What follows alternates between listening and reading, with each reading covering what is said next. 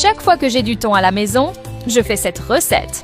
Pour commencer notre recette, dans une poêle, nous allons mettre un filet d'huile d'olive, 3 gousses d'ail hachées et nous allons faire revenir.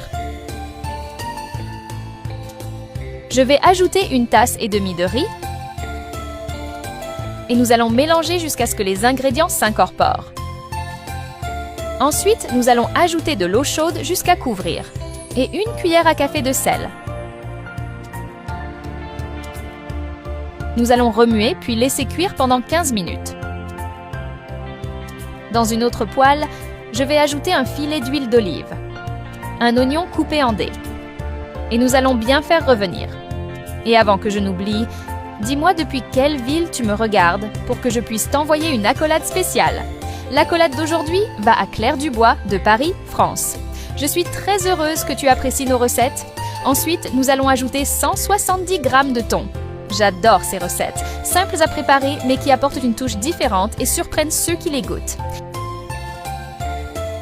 Et je vais bien mélanger. Puis, nous allons ajouter 1 cuillère à café de sel, 1 demi-cuillère à café de poivre noir.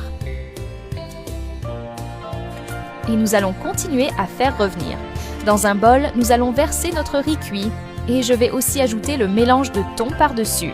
Dis-moi si tu as une recette avec du thon, j'aimerais beaucoup la connaître. Nous allons mélanger jusqu'à ce que les ingrédients s'incorporent. Dans un autre bol, nous allons mettre 3 œufs, 1 tasse de crème fraîche. Cet ingrédient fait toute la différence. Je vais aussi ajouter 1 demi-cuillère à café de sel et nous allons mélanger jusqu'à obtenir une préparation homogène. Maintenant, dans un plat allant au four, nous allons verser notre mélange de riz et de thon. Dis-moi ce que tu penses de la recette jusqu'ici. J'aimerais beaucoup le savoir et je vais bien l'étaler. Ensuite, nous allons ajouter 1 tomate en tranches par-dessus notre recette de la façon suivante. C'est ici que tout commence à prendre vie. Je vais ajouter de la mozzarella à ton goût. Et ensuite, nous allons verser notre mélange d'œufs et de crème fraîche.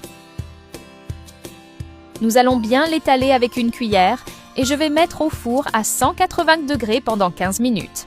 Après ce temps, nous allons le sortir du four.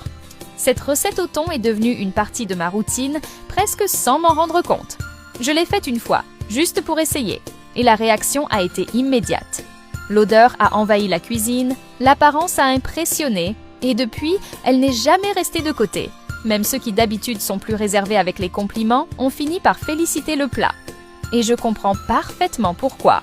C'est l'un de ces plats qui ne demande ni astuce ni étapes compliquées.